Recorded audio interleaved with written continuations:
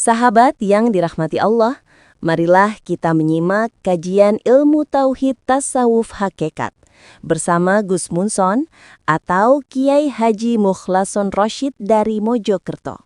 Semoga bisa menambah ilmu kita dan juga bermanfaat untuk kita semua.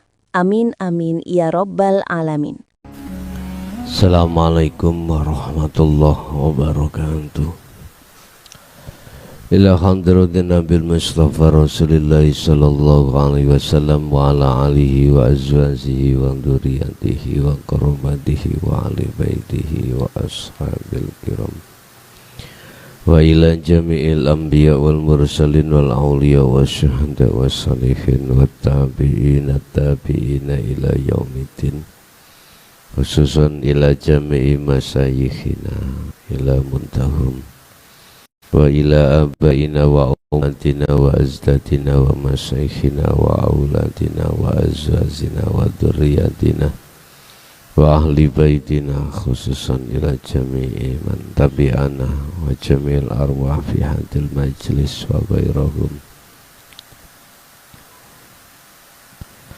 Al-Fatihah.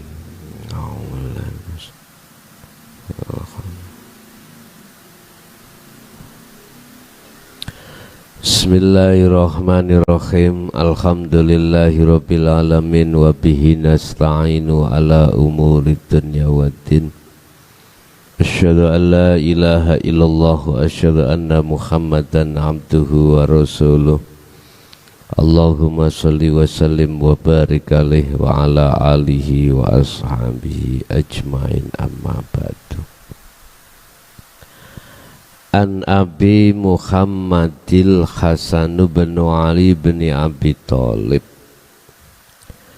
Hadis dari Abi Muhammad Al-Hasan Ibni Ali kang dadi anak lanange Ali bin Abi Thalib,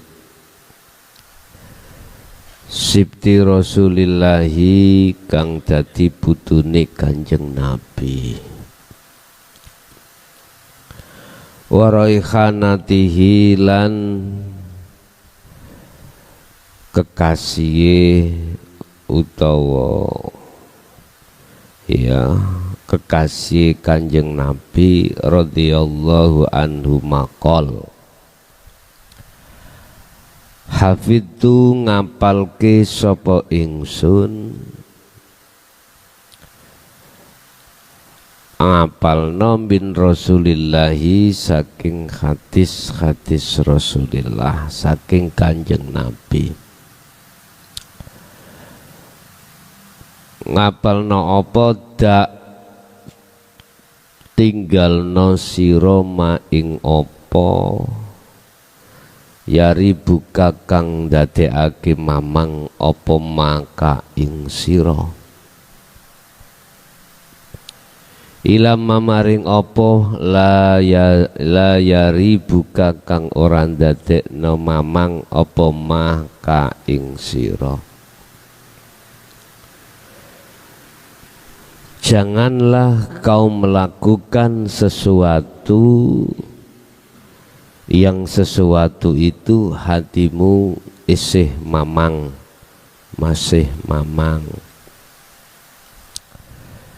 Tinggalkanlah perkara yang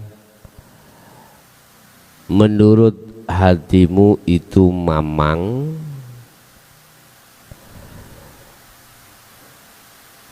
setelah ninggalkan sesuatu yang mamang, maka lakukanlah sesuatu yang tidak mamang bagi dirimu.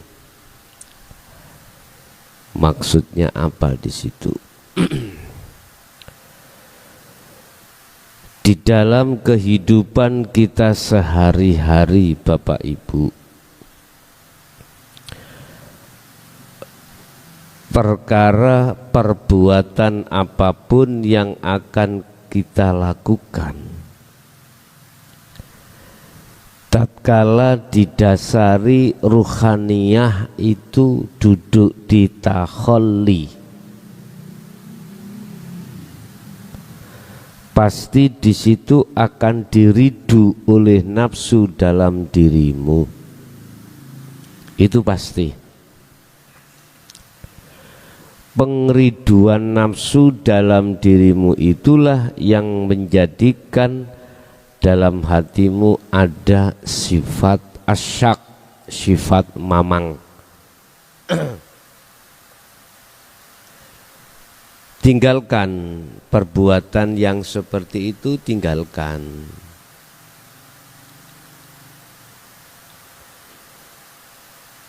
Artinya perbuatan-perbuatan yang menurut hatimu itu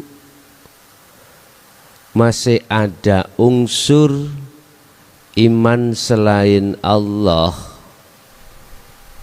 tinggalkan. Berarti apa? Ruhaniyahmu itu harus duduk di tajalli. Baru ketika ruhaniyah duduk di tajalli, tidak ada mamang sama sekali. Karena nafsu di dalam dirimu itu enggak bisa masuk.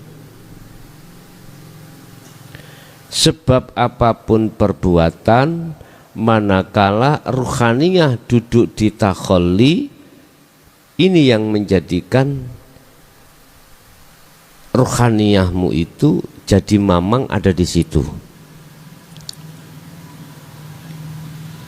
Akhirnya ketika saat hasil dari satu perbuatan itu, hatimu akan ada rasa khawatir, rasa takut, bahkan rasa tidak nyaman. Nah, ini tanda kalau ruhaniyah itu ketika berbuat sesuatu itu masih ada pengridunya hawa nafsu. Da ma yaribuka, tinggalkan itu. Berarti jangan pernah melakukan sesuatu yang sesuatu itu ruhaniyah jatuhnya, imannya ada di takhalli. Ada satu iman selain Allah yang melakukan. Apakah itu perbuatan yang ada kaitannya dengan bisnis, apapun itu. Kadang-kadang kan ada yang tanya, niki kula ajengi dodolan iki prospek ke depan bagaimana? Kula ajengi melgawe mau mendirikan opo tah opo gitu, prospek ke depan bagaimana? Gak usah sebetulnya ditanyakan, gak usah. Cukup jawabannya itu ada di hatimu sendiri, ada di hatimu. Manakala apa yang ada di hatimu itu kacanya itu ada di takhalli, pasti kau akan ragu-ragu. Keragu-raguan hal yang seperti inilah salah satu tanda bahwasanya ruhaniyahmu itu enggak percaya Allah. Bagaimana ruhaniyahmu percaya terhadap dikatakan percaya pada Allah, lawang ruhaniyahmu itu merasa dirimu yang melakukan. Kata Allah gini, kalau toh kau masih punya iman selain aku yang melakukan, berarti carilah Tuhan selain aku. Sungguh zalimnya lah kau tidak merasa setiap saat dan waktu hanya aku yang melayani dirimu. Kau tidur, ku tidurkan. Kau bangun, ku bangunkan. Kau makan, ku makankan. Kau napas, ku napaskan. Kau bisa melihat, kau lihat, ku lihatkan.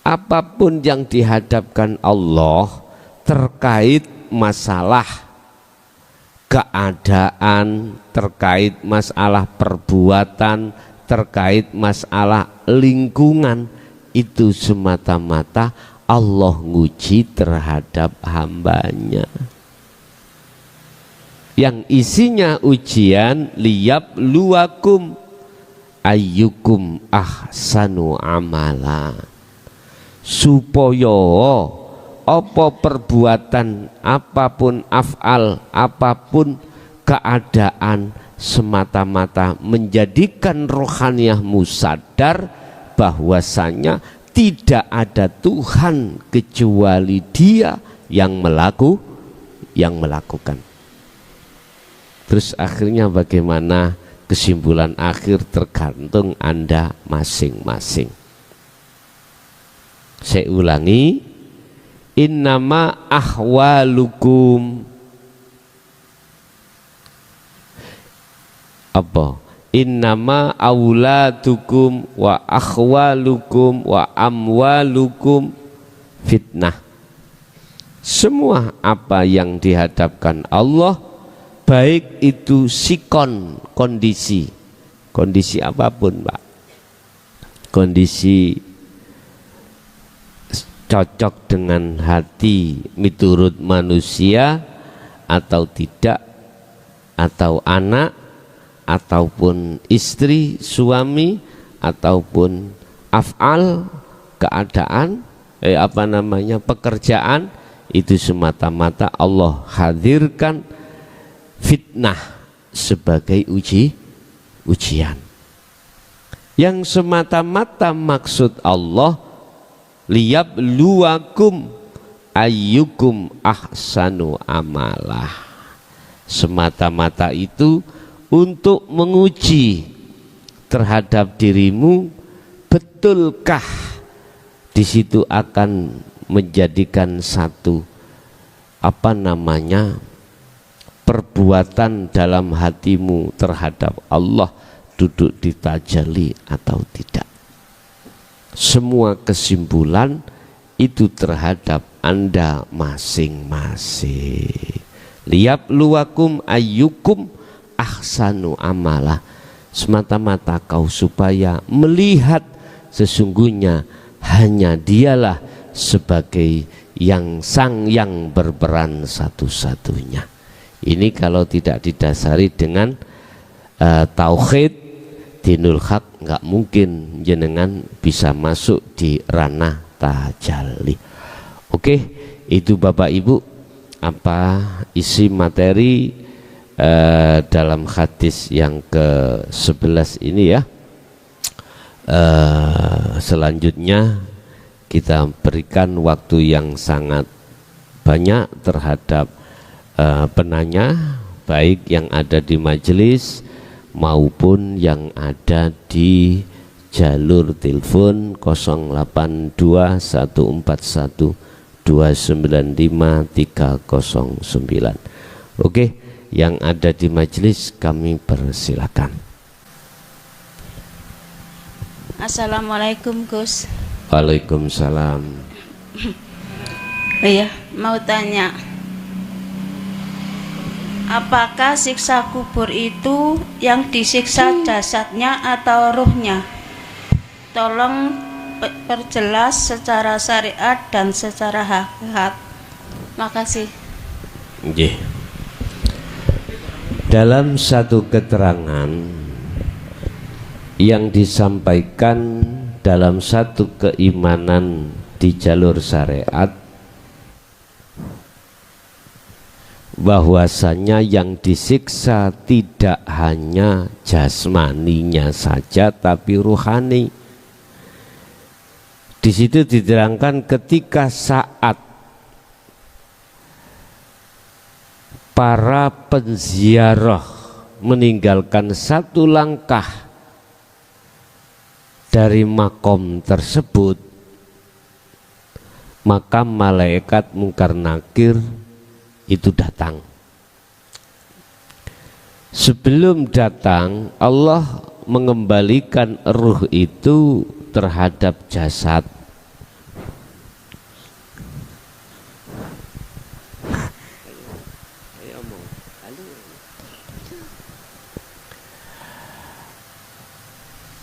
Dibangunkanlah mereka kembali dari tidurnya, dihidupkanlah dia kembali dari matinya, laksana seseorang yang tidur tidak bangun ketika dimandikan, ketika dia dikafani, ketika dia disolati, ketika dia dikuburkan, dia seakan-akan laksana seorang yang bermimpi. Ketika sudah para penziarah itu meninggalkan satu langkah dari kuburnya, maka dia dibangunkan Allah. Ketika dia bangun melihat kiri kanan tidak ada siapa-siapa, terkejutlah dia melihat kondisi sekitarnya seperti itu, dan dia berkata, tolong, bukalah semua pintu yang ada di kiri kanan saya, terasa gelap. Iku katanya, lah ngoten nggih, katanya tuh, katanya. Semua yang bercerita semua katanya, iya dan tidaknya kan kita nggak pernah membuktikan, ya gitu. Terus katanya itu benar atau tidak? Bapak Ibu hadirin jamaah rahimakumullah, makalah muncul itu ada hujahnya, ada dasarnya. Ada dasarnya makalah itu keluar. Ada dasarnya. Apakah dasarnya itu dari pemberitahuan dalam satu mimpi? Apakah katanya itu dari pemberian satu bisikan sehingga memunculkan satu makalah yang mengatakan seperti itu? Macam-macam nih. Ini kalau kita sikapi dari sisi syariat memang seperti itu. Apa? Minta mana? Ini.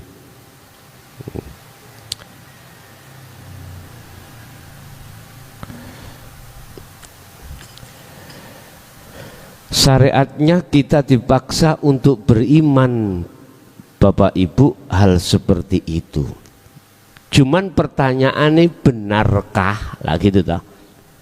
Akhirnya ada satu pertanyaan dari dua malaikat yang menanyakan tentang masalah marrobuka, manabiyuka, man kiblatuka, dan seterusnya.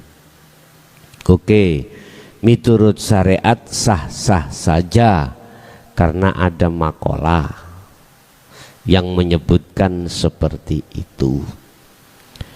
Tetapi bagaimana dari sisi hakikat supaya jenengan iki estu walaupun katanya itu biar tahu tidak katanya? Bagaimana yang dihukum itu apanya? Jasadnya kah? Ruhnya kah? Sekalian sak jasadnya kah? Kita kembali pada satu ayat yang mengatakan innalillahi wa inna ilaihi raji'un.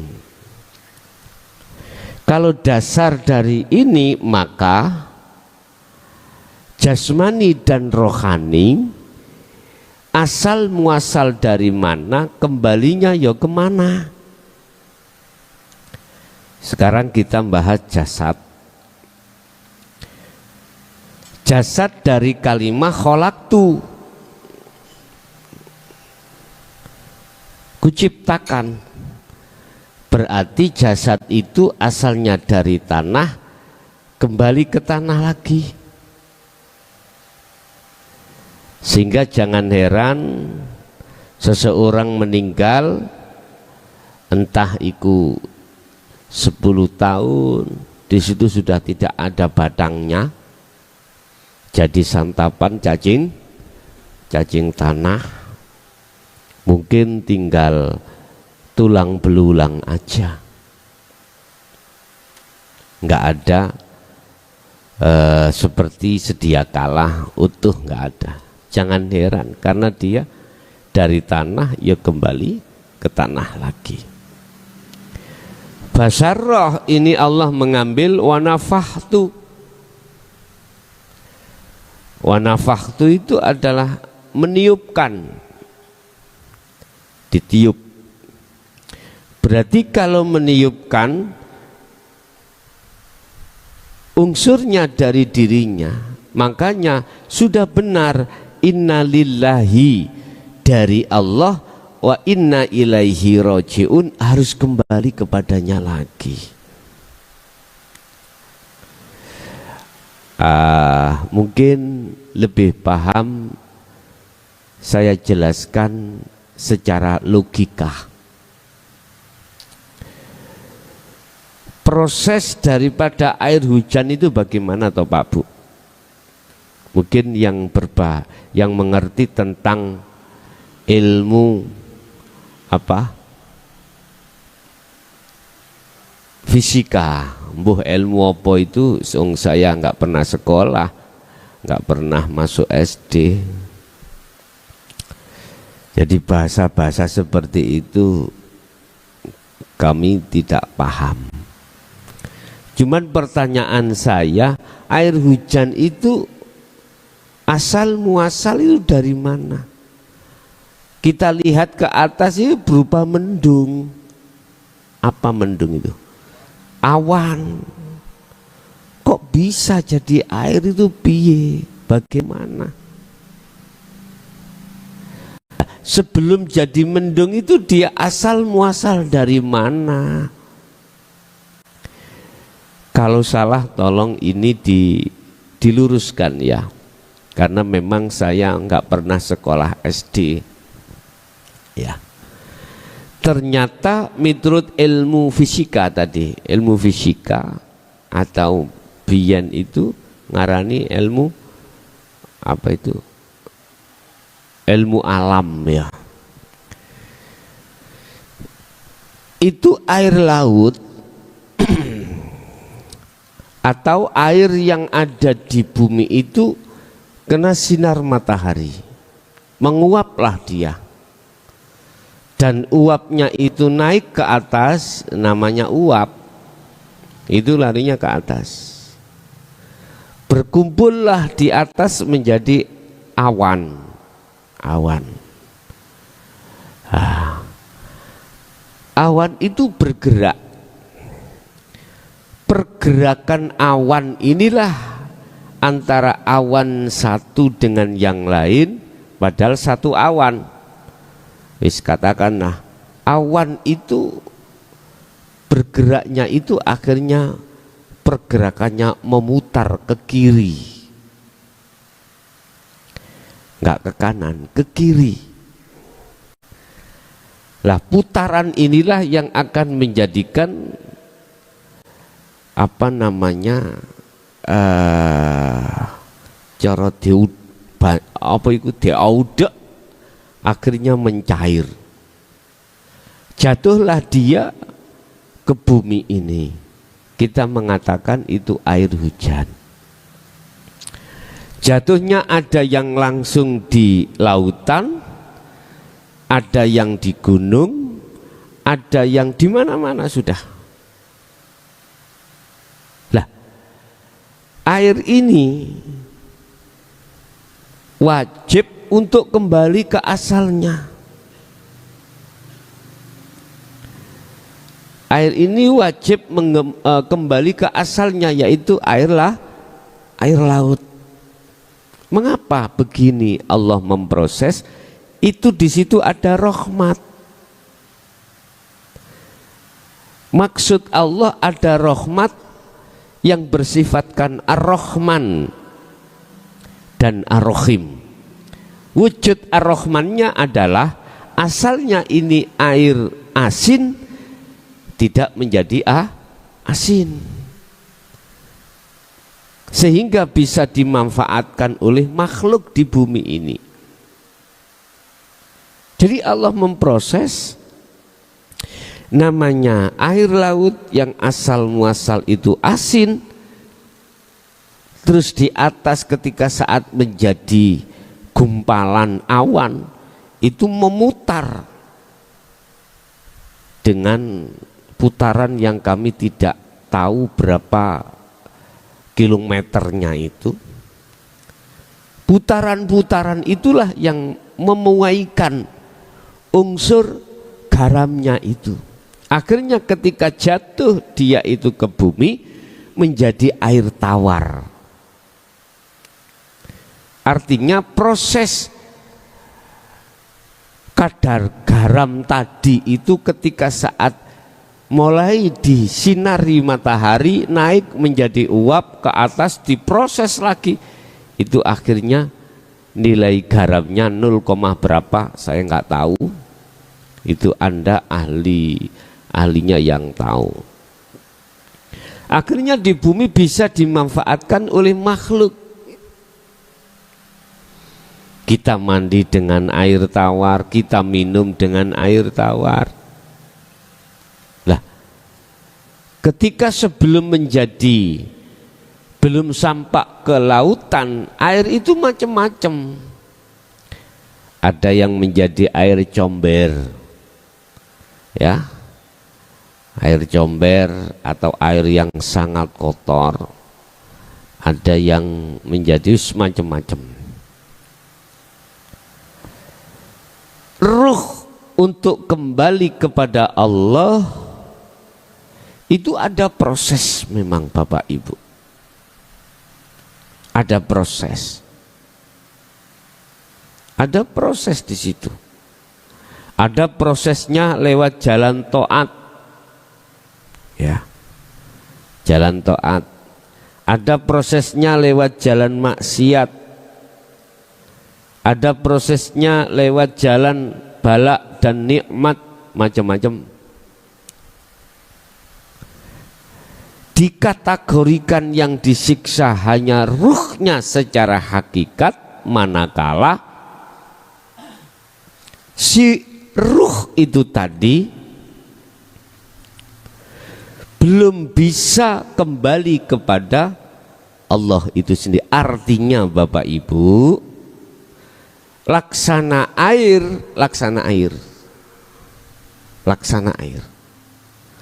Ketika kembali kepada Allah itu ada yang langsung, ada yang tidak langsung. Tergantung apakah menjadi air kotor dulu ataukah menjadi berbagai macam proses dulu, terserah. Sama dengan ruh itu. Cuman intinya begini Pak, siapa di antara kau sudah tahu jalan menuju dan bertemu Allah, maka dialah yang boleh kami katakan dia itu kembali dengan keadaan bisalamin aminin. Di situ bahasa Allah telah meletakkan terhadap si ruh itu, matanya ruh itu sudah tidak buta lagi. Matanya si ruh itu sudah tidak buta lagi. Sehingga dengan dasar mangkana fi hadhihi a'ma fahuwa fil akhirati a'ma wa adallus sabila. Tetapi kebalikannya, ketika saat Allah memberikan mata hati terhadap si hamba itu, dia masih dalam keadaan buta, maka disitulah yang kami maksud sebagai ruh yang masih terkendala untuk kembali pada Allah. Laksana air itu tidak bisa langsung untuk bisa sampai pada Allah, masih muter-muter menjadi apa, macam-macam. Jadi yang disiksa secara hakikat ruhaniyah. Bentuknya apa? Bentuknya dia ada di satu alam yang alam itu sangat gelap. Bentuk kesusahan di dalam alam inilah yang kumaksud sebagai penyiksaan Allah. Sama halnya jenengan di penjara.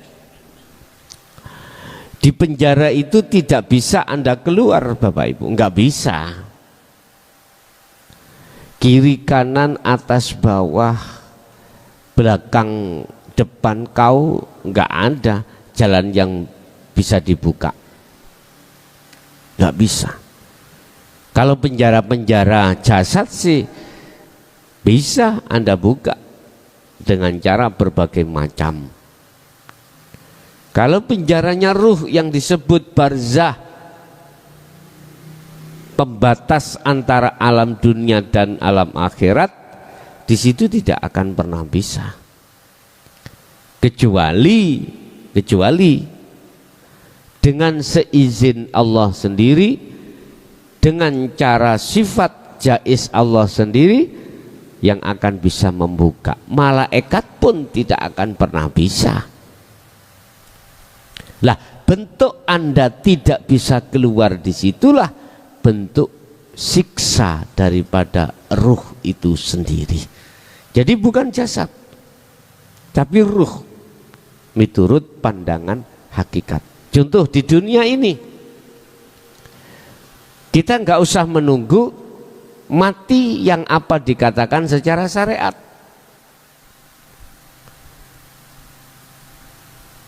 Ketika di dunia kita dikatakan syariat masih hidup itu, Pak, itu sebetulnya ada golongan ruh yang mati. Mana ruh yang mati itu? Ruh yang terpenjara oleh dinding yang amat tebal, sehingga ruh tidak bisa kembali kepada Allah. Jangankan ketika di luar sholat, di dalam sholat pun tidak bisa kembali. Karena apa? Karena ada dinding yang membatasi ruh itu, sehingga ruh itu tidak bisa kembali pada Allah. Sehingga semua apa perbuatannya yang dia lakukan, orientasinya itu ditakholi. Nggak bisa ngomong hatinya itu imannya pada Allah, nggak bisa. Mengapa demikian? Karena ruh percaya atas bisikan nafsu dalam dirinya. Makanya mohon maaf kalau saya bicara keimanan di dalam syariat dari sisi proses sih nggak salah. Kalau ngomong saya mensikapi apa pelajaran di hukum syariat, kalau dari sisi proses nggak salah. Sama, Anda kembali kepada Allah ketika saat dimasukkan terlebih dulu jalan maksiat dan jalan musibah. Kalau itu proses, nggak ada salah. Wayang yang dijadikan buta oleh dalang dari sisi proses, ya nggak salah. Toh akhirnya semuanya akan masuk di dalam satu kotak. Lanang, wedok, istri apa, wanita, pria, satu kotak, ya gak ono sing meteng. Ya dah, kembali lagi ke situ. Kalau saya bicara proses, apa pelajaran yang ada di syariat, nggak ada yang salah. Toh sekalipun imannya sudah melenceng,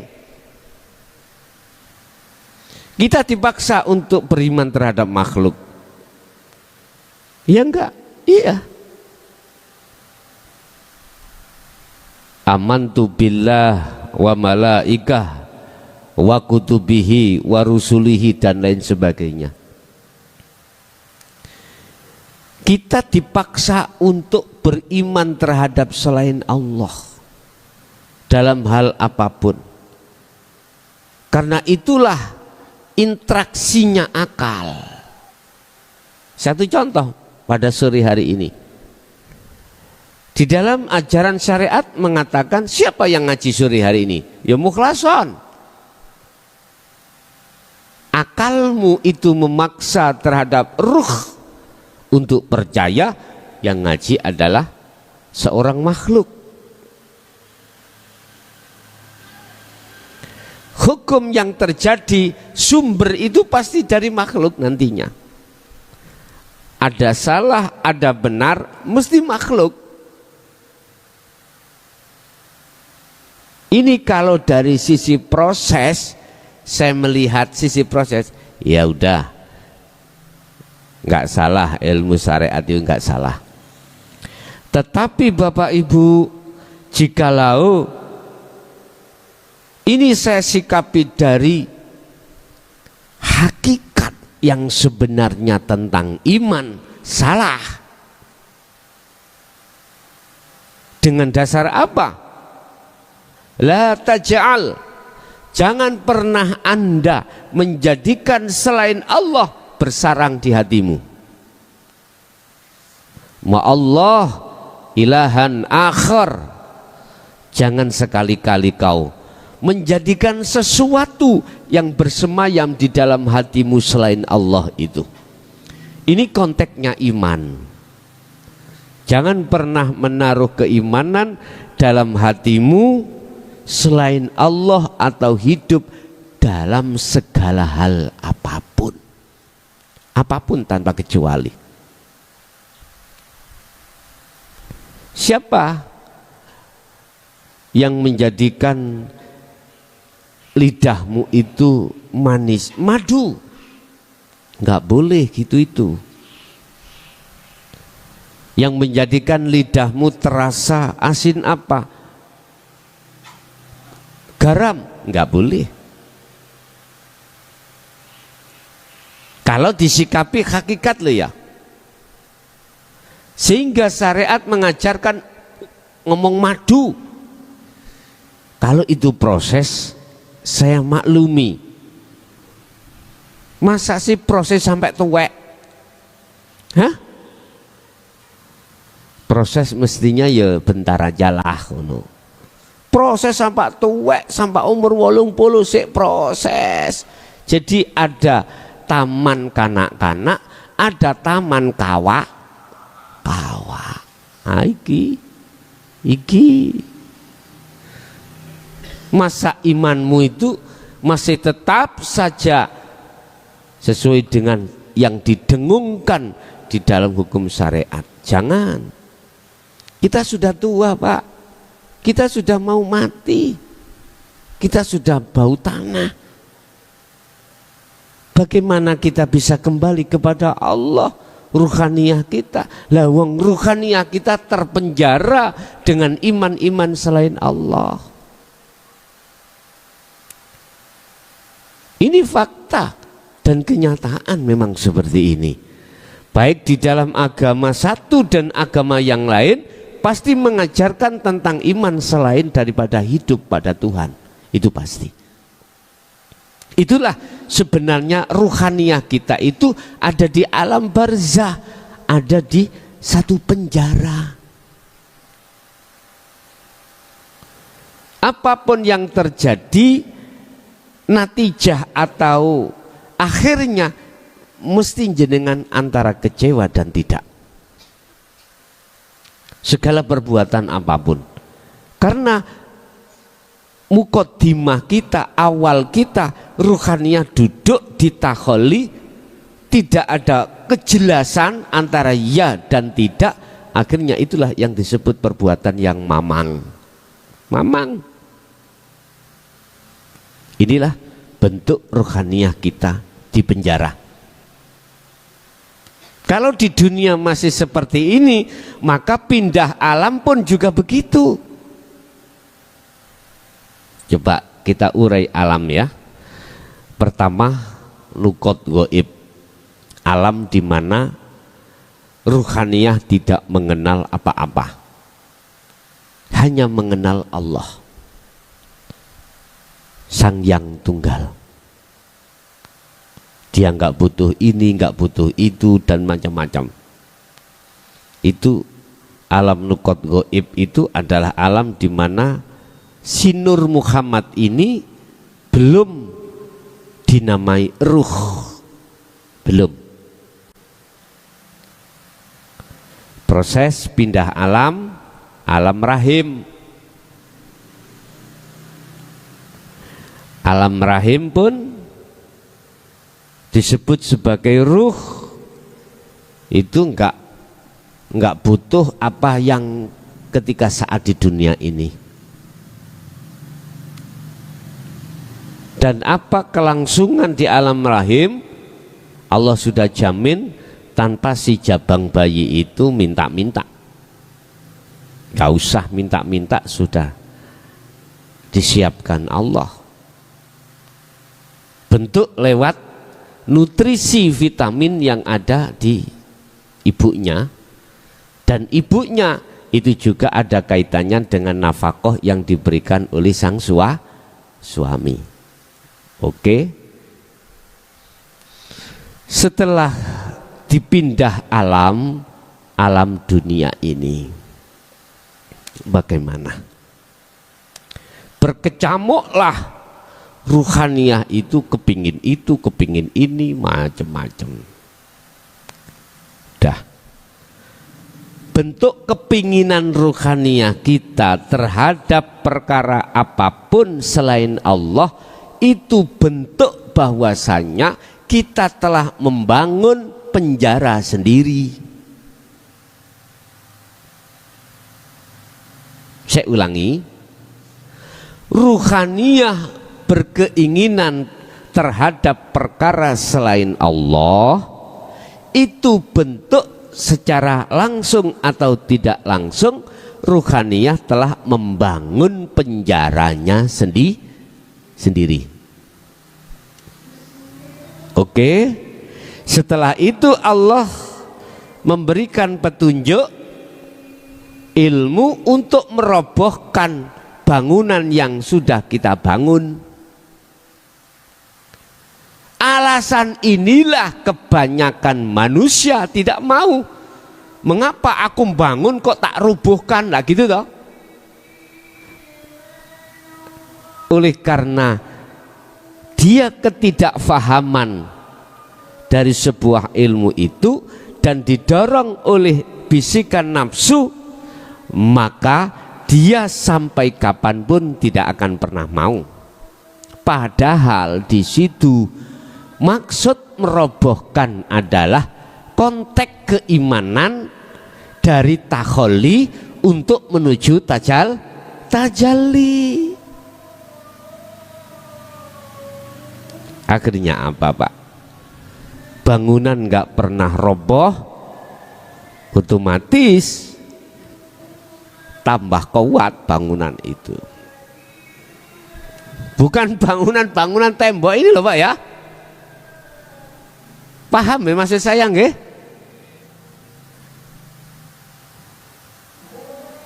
Bangunan syahwatud dunya ini leh dalam diri kita. Oke. Taruh saja kita sudah mati, kita pindah alam yang disebut wa min waraihim barzakhun ila yaumi yub'atsun, disebut alam barzah. Alam di mana ruhaniyah ini tertutup pembatas dari alam dunia dan alam akhirat. Artinya ruhaniyah tidak bisa kembali ke rumah, ke dunia lagi nggak bisa, ke akhirat pun tidak bisa, menunggu sampai datangnya waktu di mana Allah akan membangkitkan ruhaniyah ini. Roy kaisok balik apa maneh jasate. Udah. Ini golongan mereka-mereka yang kami maksud sebagai ruhaniyah yang dipenjara. Beda keterangan dengan golongan mereka yang ruhaniyah itu sudah merobohkan penjaranya. Berarti saat di dunia barzah kita sudah tiada. Bagaimana mungkin setelah mati secara syariat kita akan dimasukkan alam barzah, sedangkan alam barzah nggak ada bagi kita? Ya nggak mungkin lah Pak. Bagaimana mungkin logika ini? Kau nanti akan makan buka ini dengan sayur gulai, lah wong yang ada sayur asema. Oh lodeh, ya ngono ganti-ganti ya rek. Ya kala-kala ya kono ganti gulai tah ya apa, walaupun isinya itu melon. Apa jenenge lonceng. Nah, ganti-ganti rasa ya. Lah nggak mungkin lah Pak. Golongan-golongan yang sudah dijadikan Allah sebagai kekasihnya akan masuk di dalam alam barzah, nggak mungkin. Nggak mungkin. Sehingga kalau boleh saya katakan, sebetulnya mereka beliau-beliau itu nggak mati Pak. Kita mengatakan mati itu hanya jasad, ruhaniah tidak. Jadi bagaimana mungkin dia tidak selalu menyertai kita? Bahasanya, lawang dia itu tidak ada di penjara kok. Barzah itu penjara. Jasad kita lah, jasad hanya jasad lah yang kita anggap mati itu. Tapi ruhaninya tidak.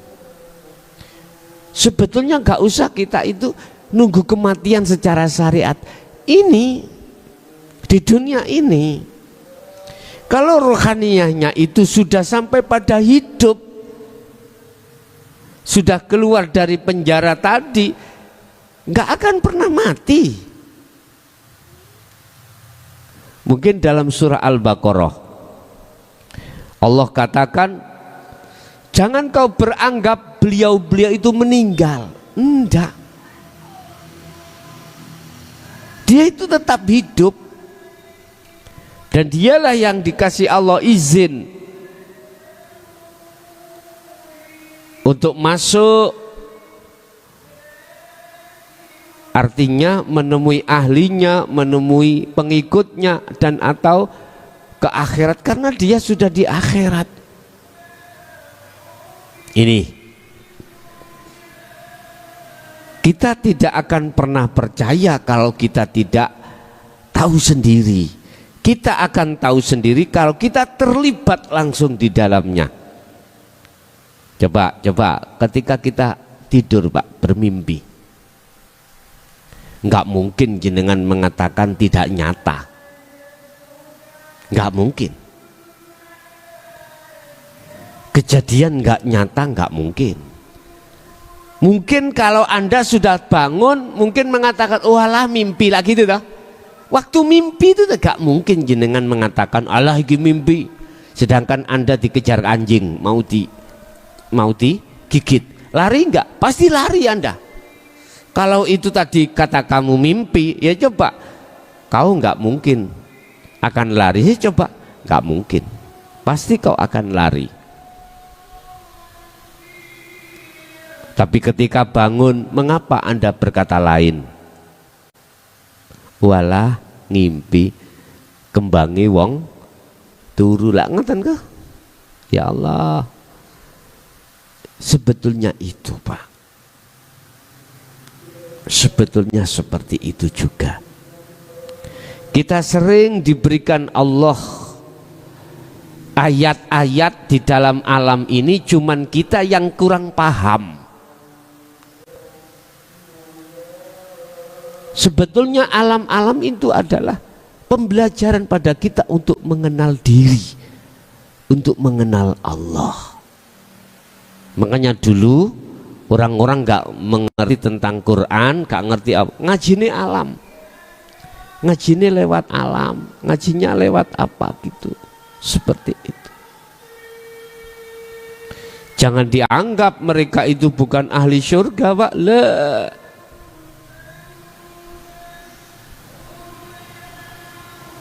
Yang tercipta di dalam hatinya, yang terkandung karakter adalah budi luhur. Justru kitalah yang lagi mulai betul syariate, waduh, masyaallah. Padahal ruhaniyah kita masih dolim pada Allah.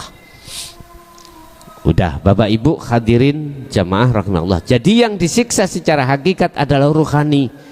Buktinya sekarang, oleh karena masih ada pembangunan barzah dalam diri kita, secara nggak langsung kita itu telah terpenjara, telah tersiksa di dalamnya. Buktinya kita kehilangan dengan apa yang kita kumpulkan, apa yang kita aku susah enggak?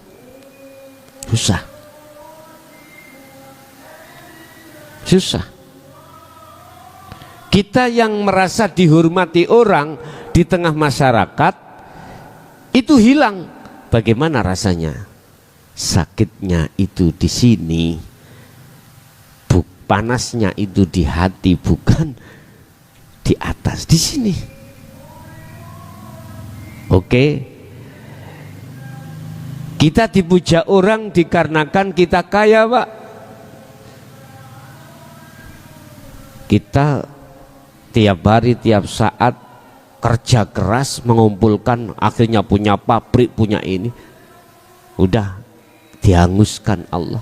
Gimana rasanya hati? Panas, sakit, ketakutan, Pak, kita kehilangan itu. Aneh toh ya? Aneh. Kita kehilangan penjara itu aneh, takut, aneh. Padahal itu untuk membebaskan kita. Ayo diangen-angen. Ayo diangen-angen. Sebetulnya Allah menghilangkan apa yang kau sukai di dunia ini selain Allah, itu sebetulnya Allah sayang padamu. Tapi anehnya kita merasa ketakutan kehilangan. Udah, kamu tak bebaskan ya dari ini, supaya enggak menjadikan kendala dirimu untuk menuju bertemu aku. Tak hilangkan. Tes. Ketakutan kita. Aneh tahu ya? Laksana kita dalam penjara jasad ini ya, jasad ini digempur, penjaranya dibuka lawangi oleh sipir. Kita nggak mau, jangan sampean tutup baik terus. Aneh tak ya? Aneh. Kita dibebaskan kok malah tidak mau. Mengapa demikian? Karena alladzi waswisu fi sudurin nas, karena kau percaya dengan bisikan nafsu di dalam dirimu yang mengatakan bahwasanya selain Allah itu bisa mendatangkan manfaat, juga mendatangkan madorot atau bahaya. Ini persoalannya. Sementara kita tidak terasa, di balik itu semuanya ada sesuatu yang halus, yaitu Allah Subhanahu wa taala yang kita tidak tahu. Kalau ruhnya disiksa, aku tanya, jasadmu ikut sakit badan? Kalau ikut sakit berarti secara hakikat tidak hanya ruhnya yang disiksa, akan tapi juga jasadmu. Udah, coba orang yang ruhnya sudah kembali pada Allah, diajar Allah, dunyane dintekno, sakit enggak hati? Nek jenengan gak sakit, berarti ruhmu ikut tidak golongan orang yang disiksa. Lah jasadmu itu terasa disiksa Pak? Enggak. Intinya gini Pak, Bu, saiki ning dunya, di dunia Anda itu diuji Allah lewat kelangan bojo. Sakit enggak? Ruhaniyahmu, hatimu. Nek hatimu sakit, iki pol lho, kelangan bojo iku pol lorone. Nek kelangan sakliyane bojo apa maneh donya brana iku paling rendah. Ujian Allah itu ada 3, Bu. Wa zuyyina linnasi hubbus syahawah. Pertama minan nisa, garwa. Kedua wal banin, anak. 3 konatiril dunya brana. Dunya brana iku paling cewili ujian. Jenengan mulai nikah sampai kate matek iku gak tau dadi wong sugih blas. Melarat ae. Serba kurang. Wis. Ujian sing nomor 2, yang nomor 2 adalah anak. Kehilanganlah kau anak dengan berbagai macam cara. Allah menghilangkan. Yang terakhir yang paling ekstrim, ujian yang paling berat di mata manusia, kehilangan garwa, kehilangan suami istri. Entah Allah caranya, Allah menghilangkan apa. Lah pertanyaannya gini, ketika Anda diuji kehilangan dunya brana, atimu loro apa gak? Susah apa gak? Kalau susah, pertanyaan berikutnya, jasadmu ikut ngreges apa ndak? Kalau ikut berarti disiksa kedua-duanya.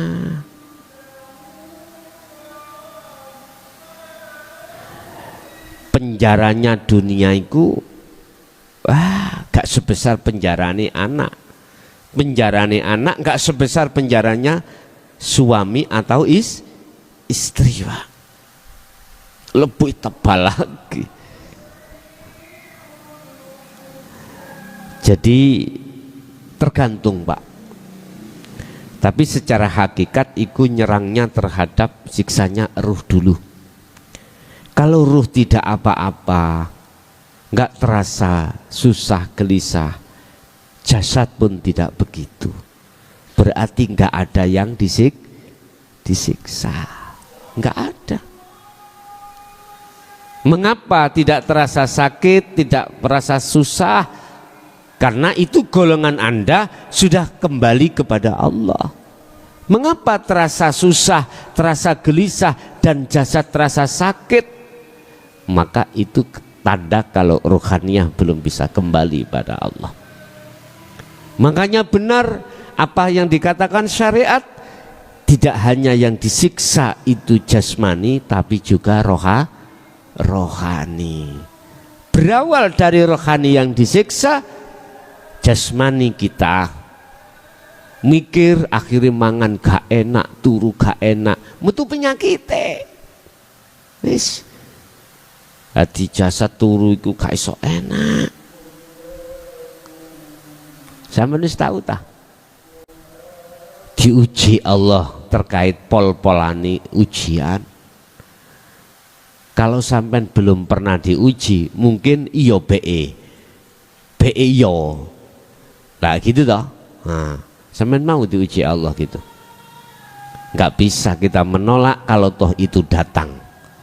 Tidak bisa kita akan minta ujian itu kalau itu tidak datangkan. Ya wis ikut aja harus. Sampai nek diuji iku, sampai kudu husnudon. Apa husnudonnya? Pasti akan diganti Allah lebih baik. Itu aja. Kalau kita ikut arus terus memang, Pak, kita akan terus berlarut-larut di dalam kondisi seperti itu, nggak baik. Justru kita akan merasa gelisah dan was-was. Tapi kalau kita husnudon, begitulah. Allah pasti punya maksud. Nggak mungkin Allah itu menetapkan sesuatu tidak ada maksud, nggak mungkin. Pasti itu. Udah itu Bapak Ibu, mungkin ada yang lain kami persilakan. Kok akeh jawabe waktune jawabe pertanyaan ya di Bang Haji. Monggo silakan. Assalamualaikum warahmatullahi wabarakatuh. Waalaikumsalam warahmatullahi wabarakatuh. Ini di luar tema Gus ya. Monggo. Hakikat Lailatul Qadar itu bagaimana? Dan mohon penjelasannya. Hakikat Lailatul Qadar itu bagaimana? Semua kejadian apapun, amaliyah apapun yang jenengan dasari ruhaniyah makrifat pada Allah, itulah Lailatul Qadar. Itu Lailatul Qadar. Waktu yang dimuliakan Allah. Mana yang dimuliakan? Yaitu waktu-waktu di mana ruhaniyah jenengan ini ketika melakukan sesuatu perbuatan apapun, duduknya hati jenengan ditajali Allah, makrifat Allah. Ingat, ini ada kaitannya surat Qadar ini dengan surat Asr tentang waktu. Wal asri, demi waktu, innal insana lafi khusrin, sesungguhnya banyak manusia yang sangat merugi. Artinya waktu demi waktu ruhaniyah lalai dari Allah. Inilah maksudnya banyak manusia yang merugi. Illal ladina amanu wa amilus solihah, kecuali yang tidak merugi adalah mereka waktu demi waktu ruhaniyah itu dijadikan, ruhaniyah itu duduknya makrifat pada Allah, yaitu menetapkan semua apa yang berlaku semata-mata sang yang berperan itu adalah sang yang tunggal, itulah Allah Subhanahu wa ta'ala. Kalau larinya ruhaniyah jatuhnya di situ, maka inilah golongan illalladzina amanu, kecuali mereka yang sudah percaya imannya hanya pada Allah dalam hal konteks apapun, wa amilus solihah, dan dia mempraktekkan itu. Bapak Ibu hadirin jamaah rahimakumullah, Lailatul Qadar yang kita fahami di dalam hukum syariah sepertiga dari Ramadan, 10 hari yang jatuh pada hitungan ganjil, malam 21, 23, 25 dan seterusnya, didukung dengan makalah iya apa tidak, semua nggak ada yang tahu, semua mengatakan dalil BI. Tahu BI? Nyolong bebek sak teleki. BI. Ada tanda-tandanya kalau Lailatul Qadar malam itu bagaimana. Intinya adalah ketenangan Pak Bu. Makanya disebut Lailatul Qadar, malam yang dimuliakan. Mana yang dimuliakan Allah? Ya mereka-mereka yang memanfaatkan waktunya untuk bermakrifat pada Allah. Berarti secara hakikat gak usah menunggu bulan puasa Ramadan, enggak, tiap saat dan waktu Pak Bu. Itulah perilaku apapun al-a'mal biruhin, amal yang disertai dengan ruh. Apa ruhnya amal? Wujudu siril ikhlas fiha. Apa wujudnya rahasia ikhlas? Apa rahasia ikhlas? Makrifat Allah. Ini baru dikatakan amal itu orientasinya makrifat pada Allah. Nggih, ada lagi.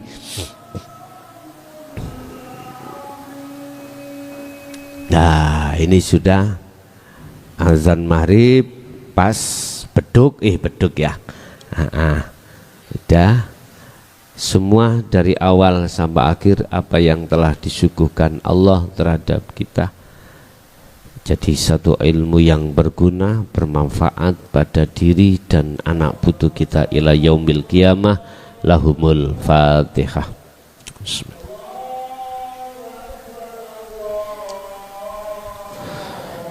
Kurang lebihnya mohon maaf. Akhirul kalam. Assalamualaikum warahmatullahi wabarakatuh.